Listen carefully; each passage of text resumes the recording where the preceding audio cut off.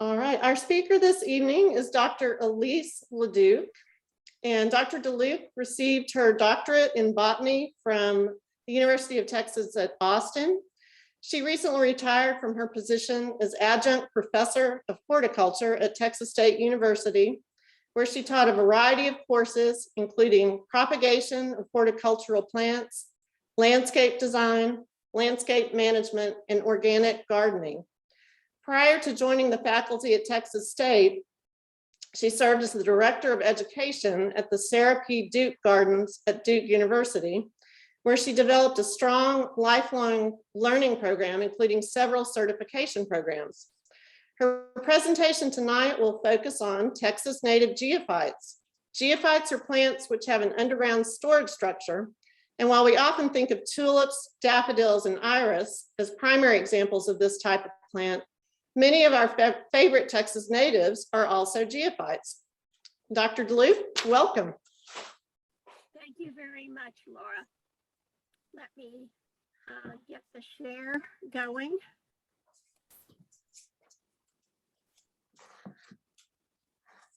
Okay. We can't hear you. Did, Betsy, can you unmute me? You're not muted. You're fine, Elise. You're just, it was just a little choppy there for a second. I need to talk louder. Can you all hear me now? Yes.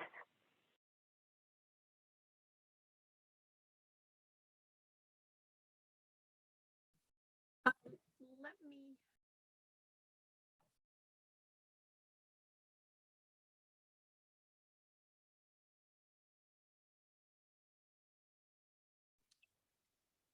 I cannot hear.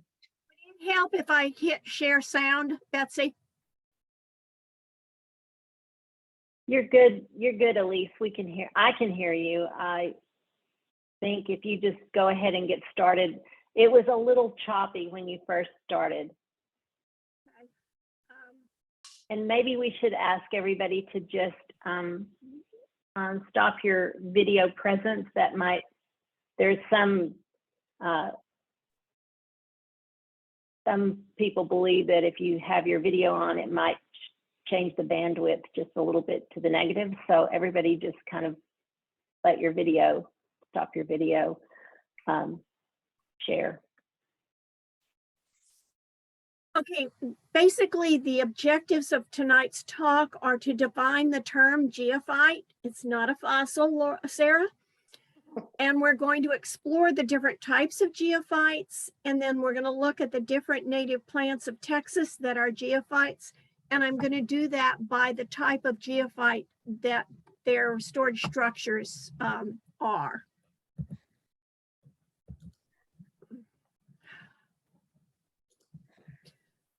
So basically, we've used the term bulbs to indicate a plant that has a storage structure. And actually, true bulbs are only one type of geophyte. And the term geophyte means a plant of the earth.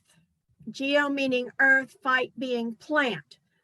So geophytes are referred to as bulbous plants that have specialized storage structures. And we use bulb as a generic term. Unfortunately, that's the problem with common names. So why do some plants have these storage structures? Because the environment is not conducive to the plant growing year round. We already know about deciduous plants that lose their leaves in the winter to go through the cold temperatures. But if you're a herbaceous plant, you don't have a woody structure to go through the winter. So these herbaceous plants have adapted to these periods of adverse environmental conditions. Drought, that's a big one for Texas. And cold is another one that can be considered big for Texas. Some areas it's fires, particularly if you're in the Midwest with the prairies that the grasses would burn fairly readily. And then searing heat from high temperatures.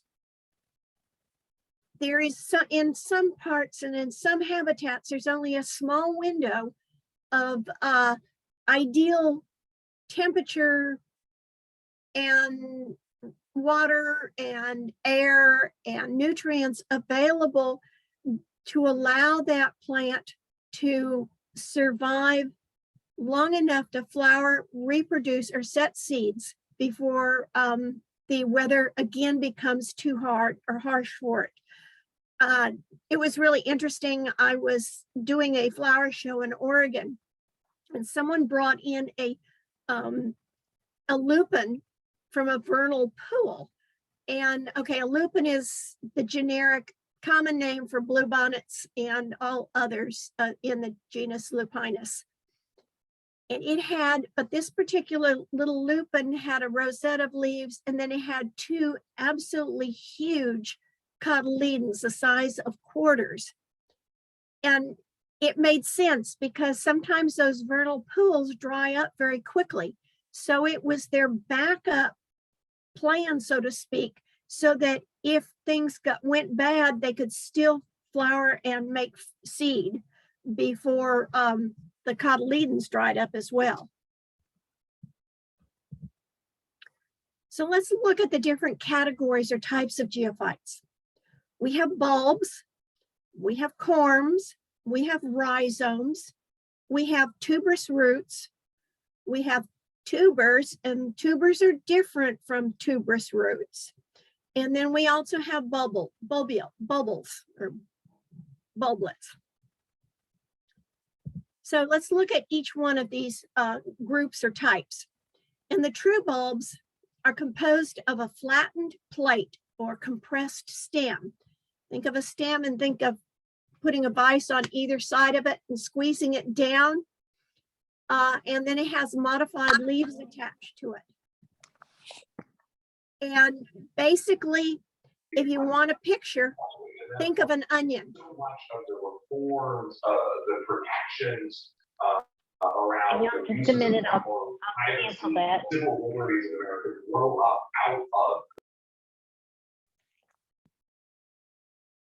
Sorry about that, Ellie. Yeah, breakthroughs. Okay, think of an onion, and the roots come out the bottom of the onion, and then you have that disc or plate, and then to which all of the whorls of fleshy leaves are attached. And in most cases, tunicate bulbs, the modified leaves are wrapped around each other in concentric circles. So when you slice through an onion, you have onion rings. And this is what is referred to as a tunicate bulb. The outer leaves tend to become dry and membranous. That's what is called a tunic. And the best example for everyday life would be an onion. Now, the other type of true bulbs are non-tunicate. They're scaly.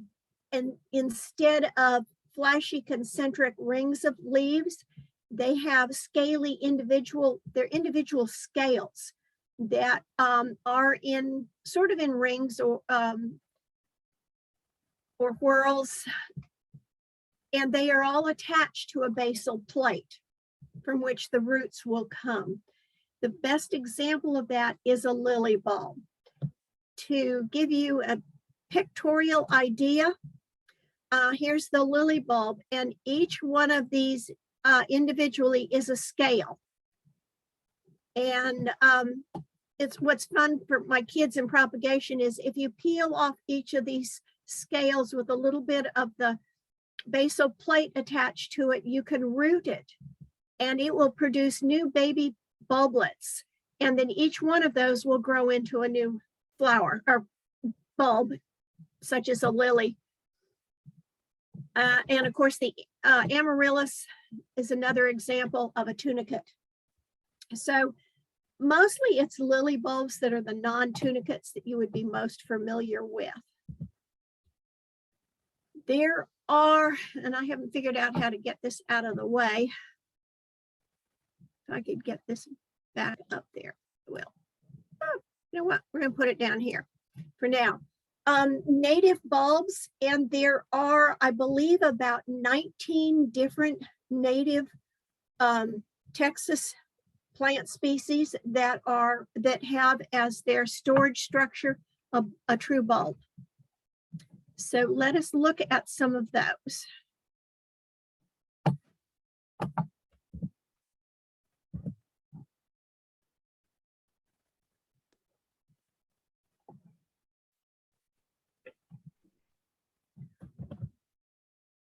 All right, we all know the alliums because a lily is an allium, and an allium is lily, sorry.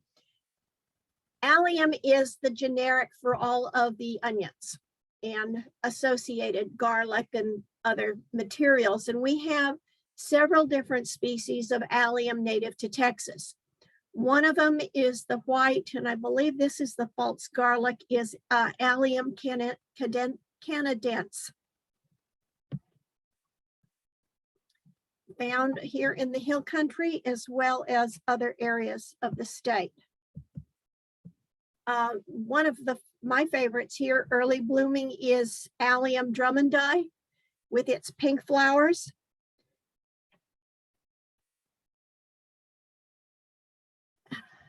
And I've put these in alphabetical order by the generic name, just to make it easier in trying to keep things together. And I'm going to move this down here because Alephia drummondi, it used to be Eustylus, and it's in the iris group, but it comes from a bulb rather than like our German iris, which comes from a rhizome. This one I was thrilled to find, I think the first year that I was here in Wimberley. It was along the newly constructed jogging and hiking path along Winter's Mill. I have not seen it since then, but I do know it is found in Hays County. It is Androstephium, and it is a little tiny hyacinth-like plant from very linear leaves, which you can barely see right here. They're very linear, and it looks like a little miniature hyacinth coming up.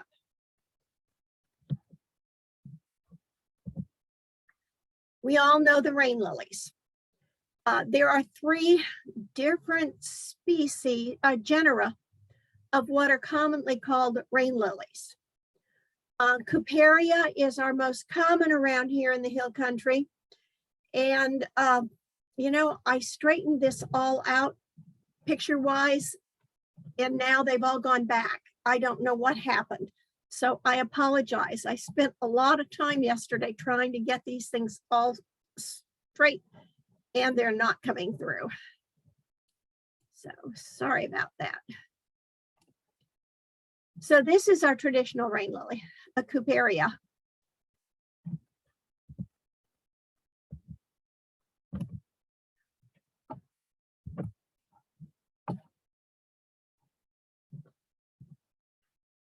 I'm sorry that, there we go. Okay.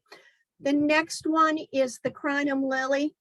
They are the traditional lily of the South. Everybody had them in their yards across the entire southern United States. There are a lot of different cultivars and variations and species of crinum, but you will see them in what I was told are the bar ditches, the areas alongside the roads where the soil was borrowed in order to build up the paved area.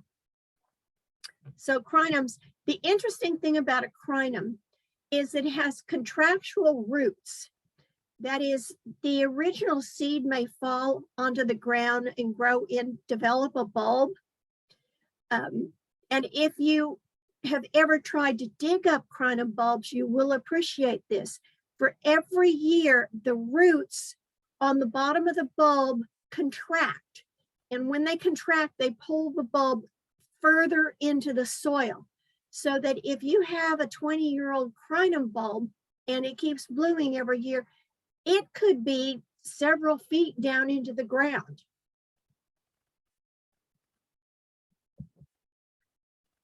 This was one of my mother's favorite in Oregon, but we do have one species or a couple species that are found here in Texas, and it is erythrinum, known as dogtooth violet. In the Pacific Northwest, they often call it an avalanche lily. They have two little leaves that are sort of speckledy, and you're going to see them mainly in the eastern third of the state. This is the second genus of rain lily, and this is the yellow one, and it's a Haberanthus. And it is a lovely yellow.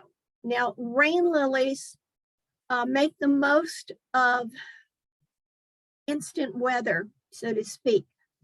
They bloom right after a heavy rain, and they are gauged so that it's like they have a little abacus inside of them that keeps track of how much rainfall there is. And if there's a big enough rainfall, they know that there is enough moisture into the soil so that they are able to flower and go to seed in the time while there's still enough water in the ground.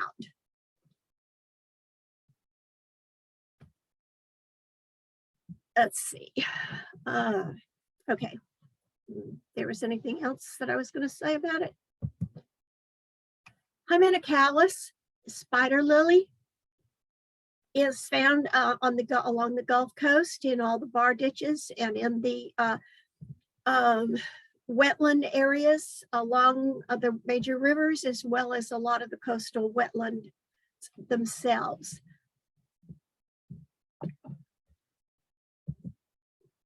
There are two, what I call tiger lilies, because that's what my mother called them. There are two lilies found in Texas. This one is sometimes referred to as tiger lily. It's Lilium michoi, and it does have speckles and recurving petals. The other one is Lilium philadelphicum, and it is much more of an open cup-shaped flower, although it too does have spots down in it. Just the leaves do not it does not hang downward, and its leaves petals do not recurve. And I believe some of these are found in the western part of the state.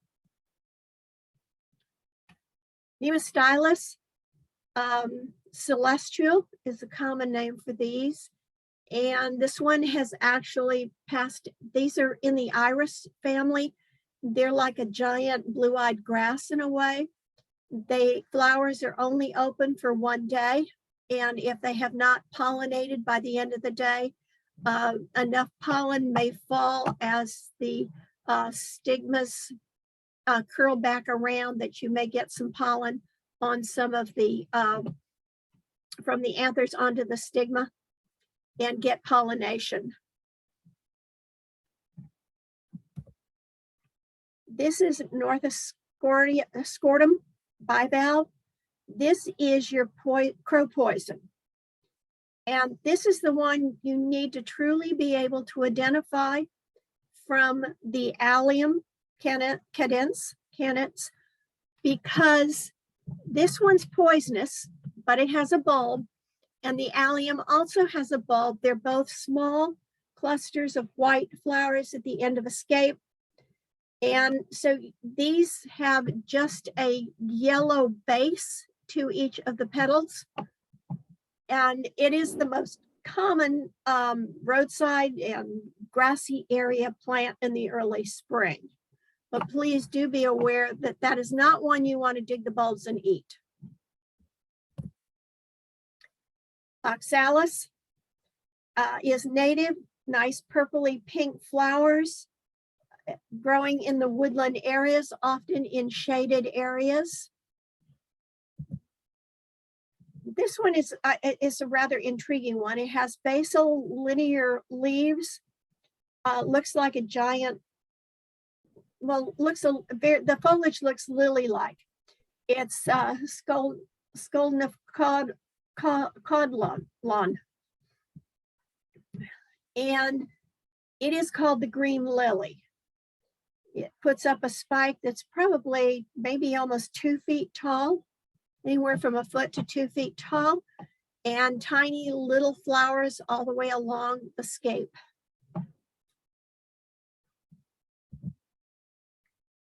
Zephyranthes is the third type of rain lily. And the Zephyranthes is found in the coastal areas, particularly the southern coastal areas of Texas. And is referred to down there as a rain lily. And it tends to be more evergreen. It doesn't have to.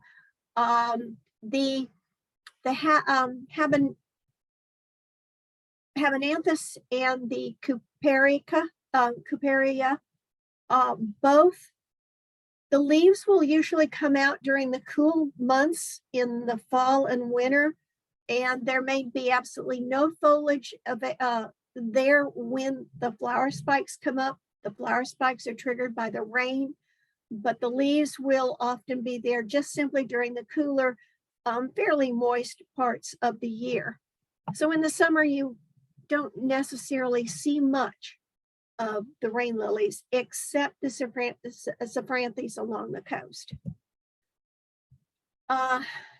Zygodenus, the Tallii, this is the death camas. This is another one that is poisonous and comes from a true bulb. All right, now let's look at corms, which is the second type of geophyte. Otherwise modified for storage. So the corm itself, where in the true bulbs, most of what you see are the swollen leaves that are storing the nutrients and the moisture. But in a corm, it's a stem that's swollen or somewhat modified. And usually they have a rounded concave bottom and a flattened top. The tunicates are the basis of last season's leaves that sometimes cling to these corms. In generalization, a gladiola or a crocus are good examples of corms, but we do have a few natives that come from corms. This is what a corm would look like, and they will often have little small corms during the growing season develop at the base of the current season's corm itself. And these can be picked off at the end of the growing season and planted, and in a year or two will produce flowers and new plants and flowers as well. So the corms that you'll see are Ericina, draconium, and Ericina triphyllum. Ericina triphyllum is found in East Texas. Ericina draconium can be found here. I know there are some in the moist areas around McKinney Falls. Is one of the areas that I have seen it. Liatris, they come from a very woody corm. And then Calopogon, which is one of the, and Tipularia, Tipularia. Those last two are orchids. So this is Ericina, is the green dragon. Draconium has a interesting structure. The outer part is called a spathe, and this inner part, which is covered with little minute flowers. Usually the ones at the top are the male, and the ones down protected more are the female flowers.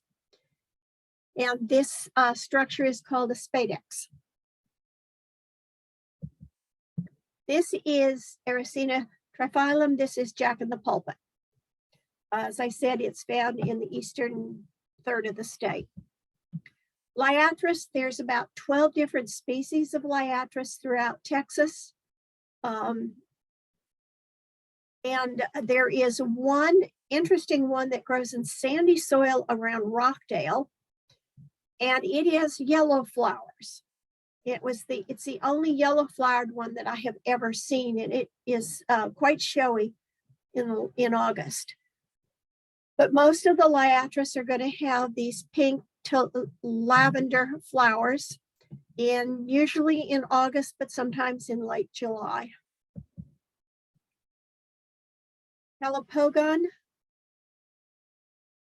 is a bog lily, also found in the eastern part of the state. Tipularia is cranespill orchid. I'm sorry, let's go back. That's not bog lily, that's bog orchid. This is cranefly orchid, and you'll find it in the moist woodlands of the eastern part of the state because it likes the hardwood leaf mulch and leaf mold under the trees of the forest. A rhizome is the third type of geophyte, and these are swollen horizontal stems beneath the soil surface. They have nodes, they have internodes, and they have buds.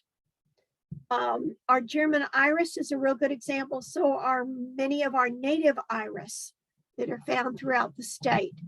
And of course, a lot of our grasses come from rhizomes. This is an example of the bearded iris, the common garden flower one, and you can see the units of the rhizome here, and you can sometimes separate them and start new plants that way. But at the growing tip of the rhizome, you will have a bud and a fan of leaves coming out.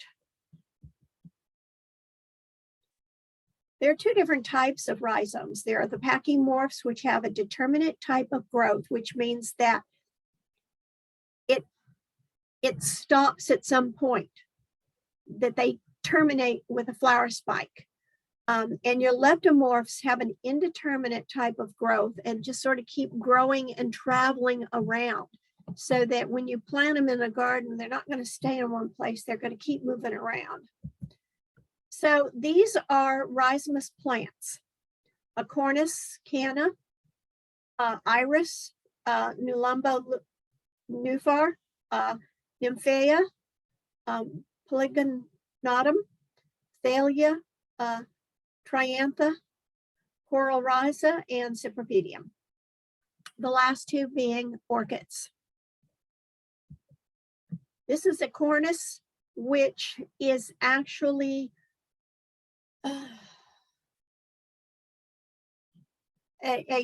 you think of it as being an iris, but it isn't an iris. It's more in, I believe it's in one of the rush families. It's either rush or cypress. Of course, the canna, it's a common house plant, not house plant, a common summer bedding plant or landscape plant, but there are cannas that are native to the marshy wetland areas throughout the state. Iris, and this picture I took just a month ago. It is taken down at, I believe, San Bernard National Wildlife Refuge. And what you're seeing is a small lake, and all the way along the back and all around the front of this and along in the bar ditches on either side of the road going into the boating launch site are all iris. At this point, without them having seen them in bloom, I'm not sure which species of iris it is, but we have three main ones. This one is Iris fulva, and it has a red rusty colored flower. And then we have hexagona, which is a light blue, followed by virginica, which is also a light blue color. All of these iris are found mainly in moist to wetland areas, particularly along the coast, but also along some of the rivers and throughout East Texas and along the Gulf. Most people aren't aware that we have a true lotus, just like the sacred lotus of Asia, that is native to our coastal marsh wetland areas. It's Nelumbo lutea. It is a yellow lotus. This picture was taken this spring down at Anahuac Wildlife Refuge. And what I found interesting is I've been going down to Anahuac to photograph the birds for a number of years.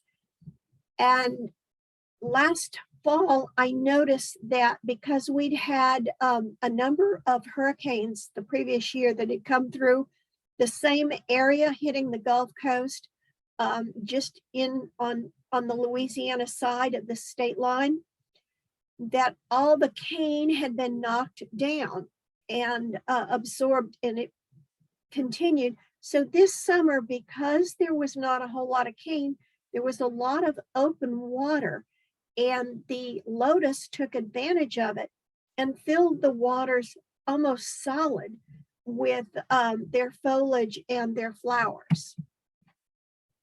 They have rhizomous roots with tuberous developments. I'm not sure if you can see this terribly well, but there are tubers in and along, but then there's also rhizomes in this big mat. And if you cut into them, they have big openings, and that's so there's lots of air pockets so that they can maintain enough air to function because they're submerged in the water. So a pale yellow, but a very striking lotus. The fruits, and they stand up. Water lilies tend to be close to the water. Both flower and their foliage floats on the water, whereas the lotus stand up above the water. And these are their seed pods. The fruits were eaten. The Orientals love them, but they're also were eaten by our Native Americans. This is a Nufer, and it's one you're going to see. You go to Spring Lake, and it's in the lake there. And it has a yellow flower. It never opens bit more than this. Its leaves are sort of stay somewhat clasping. And so it's just little balls that stick up above the water and above the foliage. And then this is the water lily. We have 3 water lilies in Texas. We have a blue one, a white one, and a pink one, a pink or yellow. Now I can't remember. This is the blue one. This is also taken at Anahuac, a nice pale blue water lily. And again, I didn't see large amounts of them. There were a whole lot more lotus than there were little water lilies, but they were there. Plegonotum is a form of false Solomon seal. And again, this is a plant that is found in East Texas.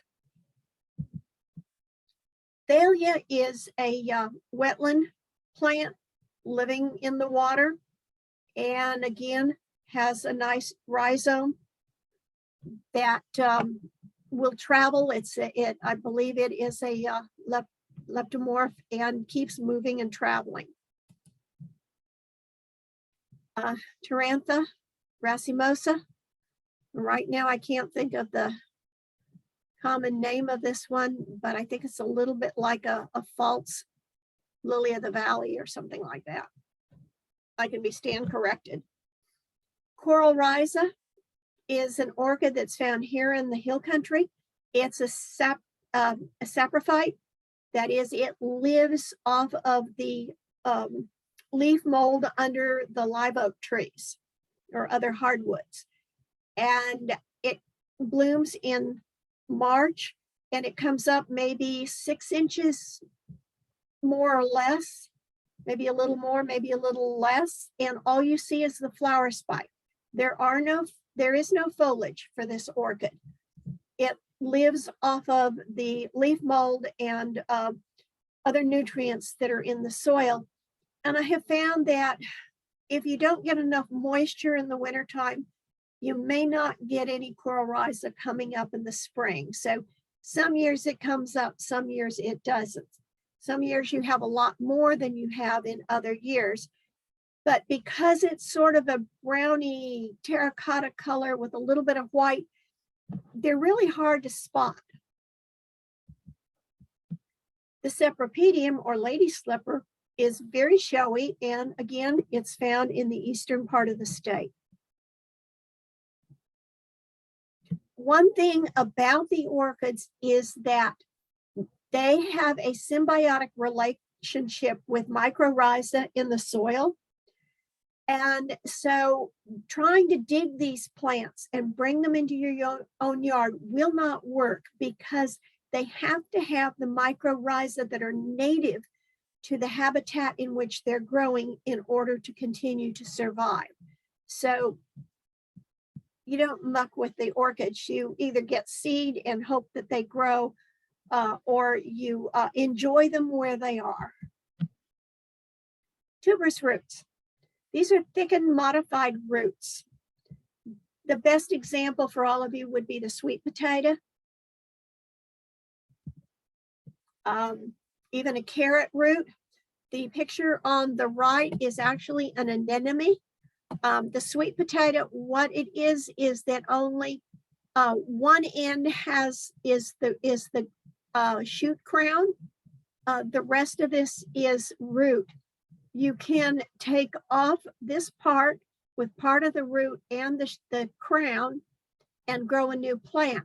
But if you take a sweet potato and you take just cuttings of the sweet potato, if you don't have the growth tip and crown, then it will not grow into a new plant. So our tuberous roots, examples are the anemone, Dioscorea, Scholanolarinum, Smilex, Habanera, and Hexalectris and Spiranthus. These last two, of course, are orchids. We should be watching for the anemones to start blooming anytime now. I've seen them as early as January, and I've seen them in February. I've been watching. I haven't seen any yet in flower. They come in white, and then there's a blue and form of the flower. I'm not sure whether one is an aged flower and the pure white is the newly opened flower. Be glad if someone knows and can contribute that toward the end. Dioscorea is yam, and this is a climbing vine in the yam family. And a sweet potato is in the morning glory family, and Dioscorea, the yam, is in a monocotyledon family. So very different, but they're both tuberous roots. This one is asphodel.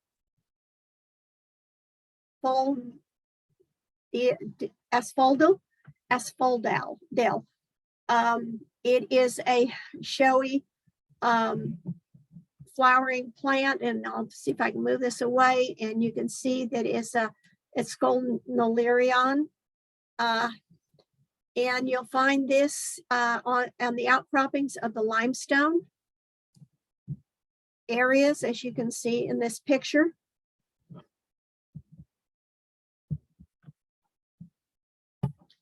It does not like it when I move that around. It doesn't want to advance. Come on. Smilex, common name catbrier, the friend of Burr Rabbit. Please don't throw me in the briar patch. And most of your Smilex, of which there are 10 species in Texas, most of them have thorns along the vining stems. So they make some thicket, but their tuberous root is a very woody structure deep down in the soil, making it very difficult to get rid of the catbriers. And they have a small cluster of flowers, followed by a purple fruit, which is, I think, a drupe. This is Habenaria quinqueceta, and it's, Lord, I can't remember the common name for this.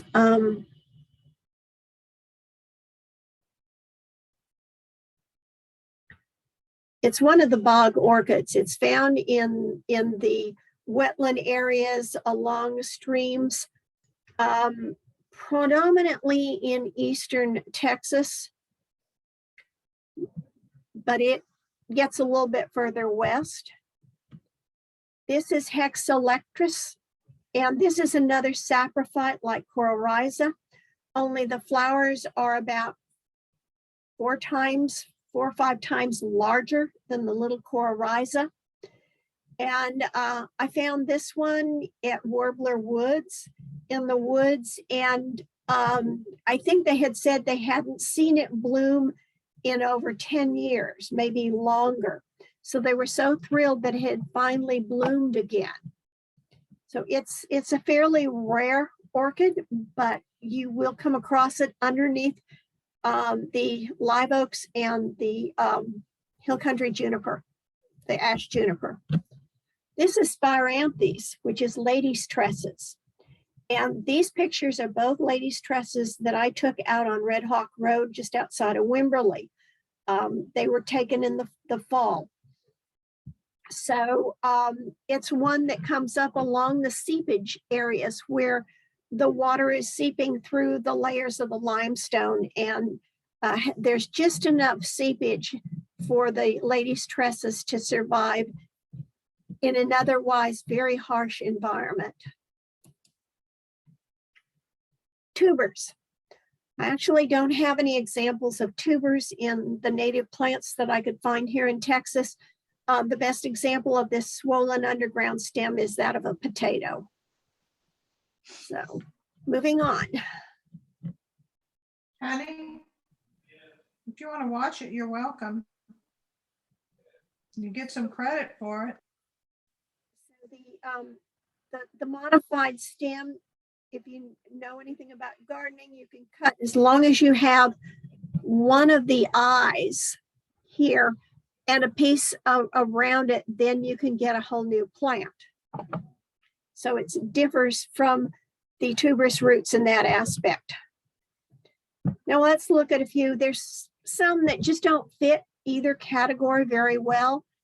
And this one is a corm-like rhizome. It's Hypoxis. I believe it's yellow grass or yellow star grass.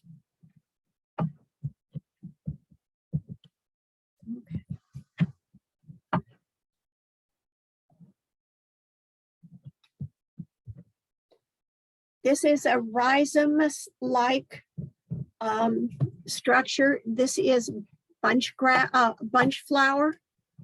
It's melanthium.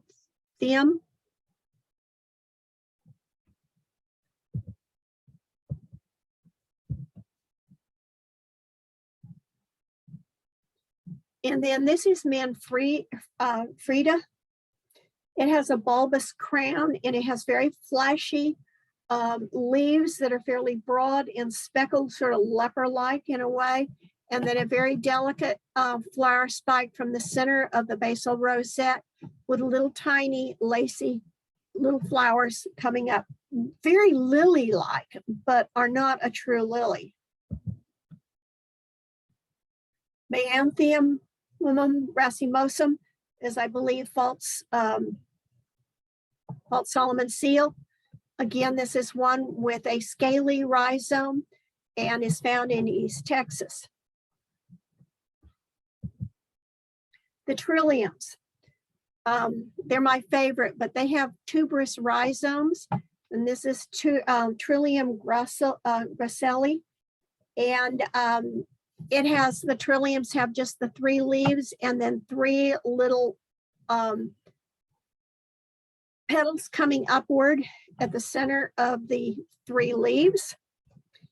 The other one this is another lily with a corm-like structure, and it is Meloxis unifolium, meaning it has only 1 leaf. So just sort of a review, I've used some terms. I used basal plate, explaining that shrunken or compressed stem that you'll find in the lilies. The bulb scale you find in the non-tunicate lily bulbs. The bulblets, bulbils or offsets. An offset, I think you could almost call the little pups that come up around a aloe plant, not an aloe plant, but a agave plant, and they're actually, it puts out sort of rhizomes and with a little offset at the base of or at the tip of each one of them, and that's one of the ways that you can vegetatively produce the plants. I've talked about tunicate and non-tunicate. Tunicate meaning that it has concentric rings of fleshy leaves. The non-tunicate has scales rather than concentric rings. The contractile roots, they occur in a number of the bulbs, but the one that I talked about was the crinum lilies. And then droppers are new bulbs that can form at the end of a stolon. Okay, the difference between a rhizome and a stolon is the rhizomes are underground stems. Stolons are stems that go along just above the top of the soil.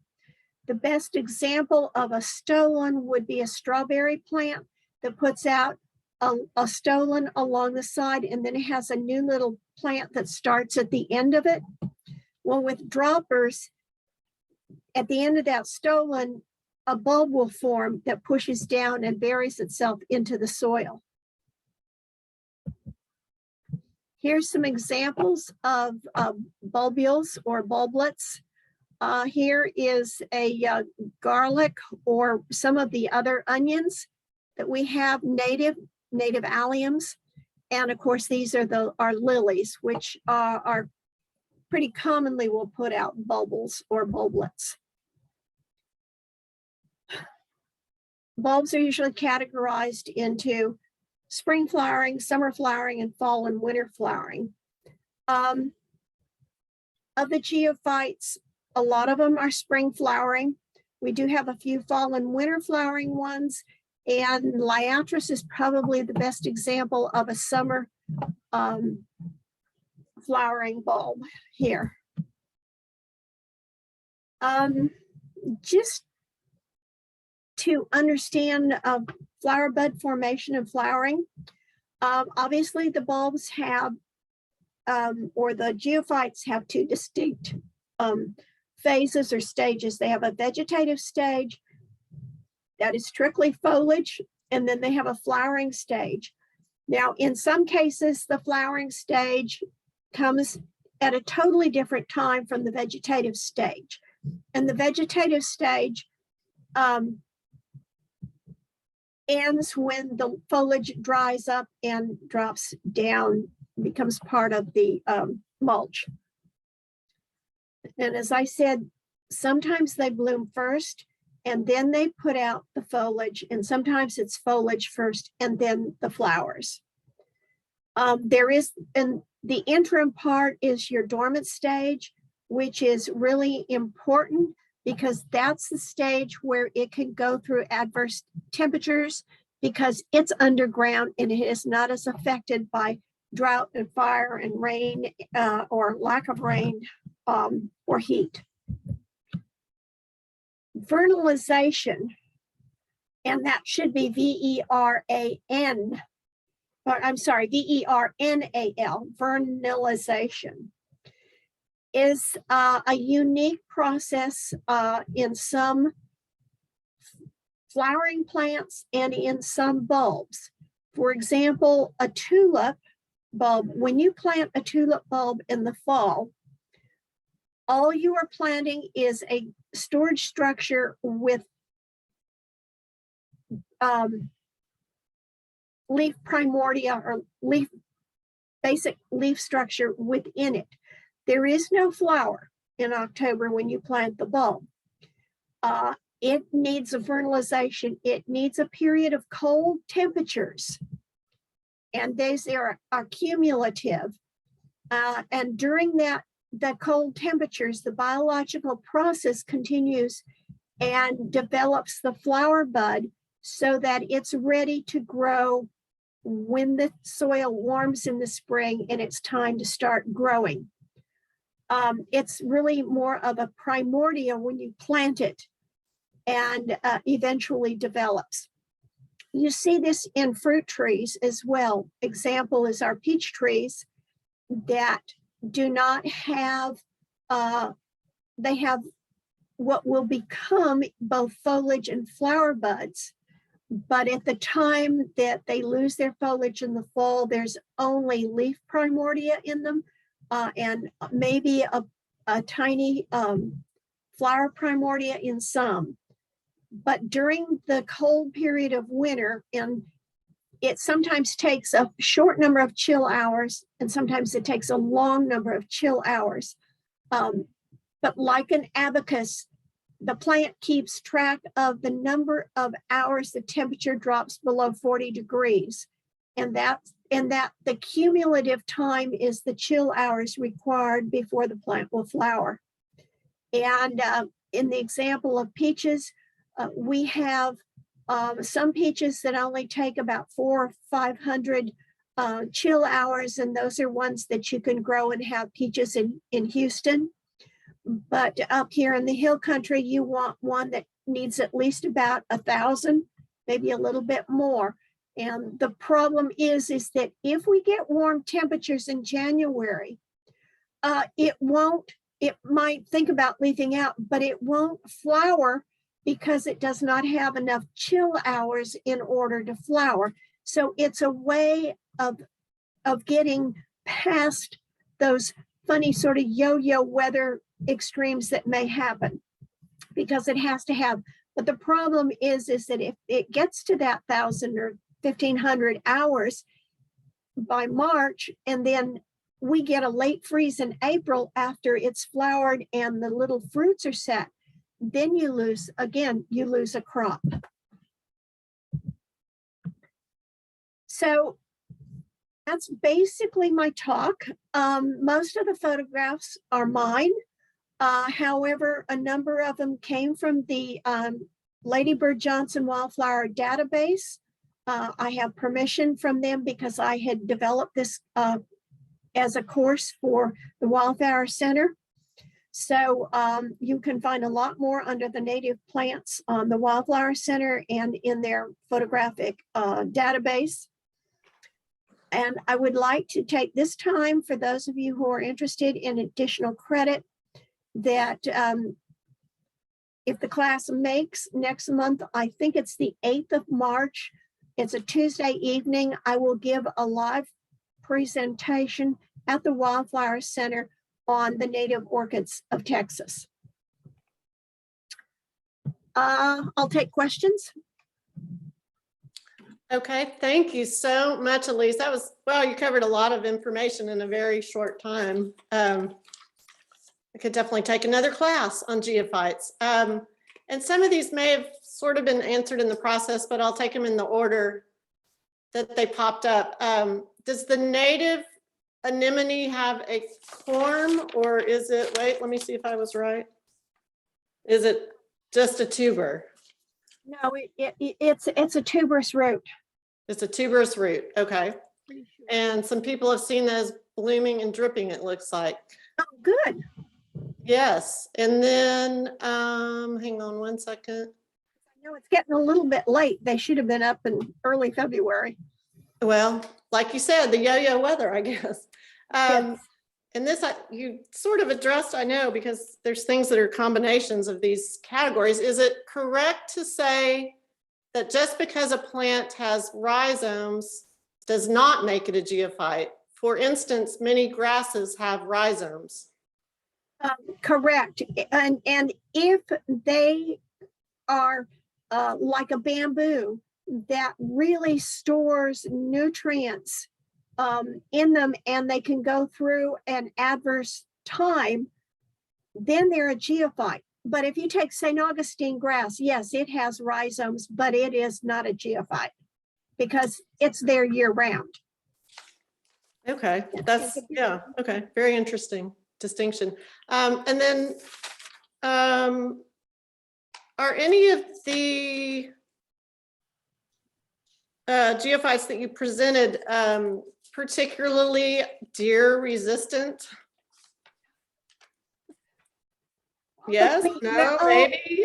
I would suspect that that while the deer might browse on it, that Smilex might be somewhat deer resistant. Okay, and then, I'm gonna not pronounce this correctly. Corallorhiza, the small thing that was under the oak litter? Yep, the coral rhiza, which is a saprophyte orchid. Yes. Would that be, is that possibly browsed by deer and that you wouldn't see Yes. it? Yes, it can Okay. be, they'll nipped off the top and all you'll see is the bottom inch maybe sticking out of the soil. Okay, okay, okay. Feel free, anyone, if there's some additional questions that have come up, to unmute yourself if you have any questions. And then the class, the orchid class, is the next level, I guess, of this, right? Well, it's a little bit different because some of your orchids are not necessarily geophytes, but a lot of them are. It's just that I was distinguishing, the orchids just sort of uniquely, because when we look at Texas, we don't normally think, unless we live in Nacogdoches or someplace like that, we don't think of orchids as being part of our environment. True, that's very true. Well, again, let's see, wait a minute. Oh, yes. So we have some questions about your background screen. Yes, that is Crater Lake. And someone wants to know, what is your connection to Oregon, besides knowing it's a beautiful place? My father built a log cabin in the Rogue River National Forest about 23 miles from Crater Lake before I was born. So I spent all my summers up there. Wow, that's wonderful. And you grew up in California, so you're a West Coast.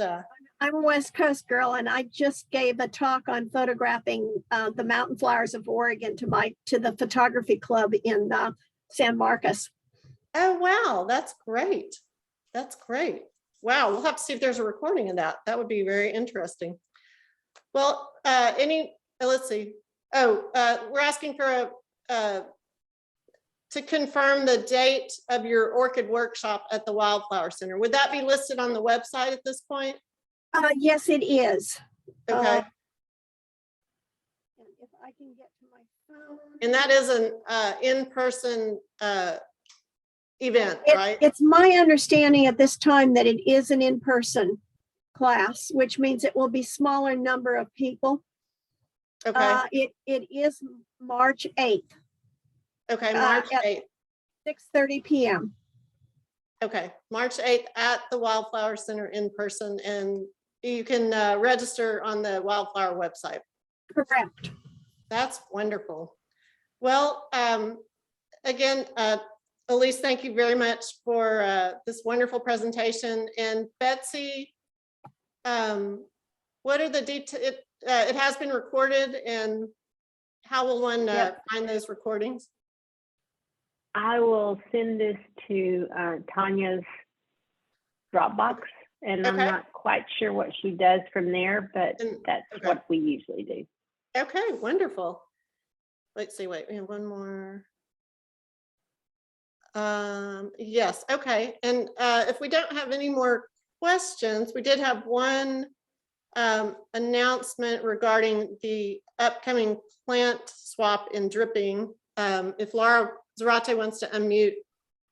And are you there, Laura? Let's see. Oh, well, she's sending a link. Okay. Yes, everyone- I just thought it would be a little bit easier to go ahead and send a link. So that's Oh, yeah. a form that we developed to try and keep up with the plants that are being donated, keep track of what plants we may want. Okay. And so if you're interested and you'll be available on the 16th, please do complete that form. Appreciate it. That's great. All right. Well, thank you again to everyone for attending. We hope you'll be able to attend some future events of the Hill Country chapter. Again, take time to check out the state website, and hopefully we'll see you outdoors soon and possibly at Elise's lecture at the Wildflower Center. So I think we can adjourn this meeting if anyone wants to move to adjourn. I think since people are adjourning on their own. I think, Laura, that's yours. Okay. All right. Well, I officially adjourn the first 2022 meeting of the Hill Country Native Plant Society. So thank you all for attending. We appreciate it.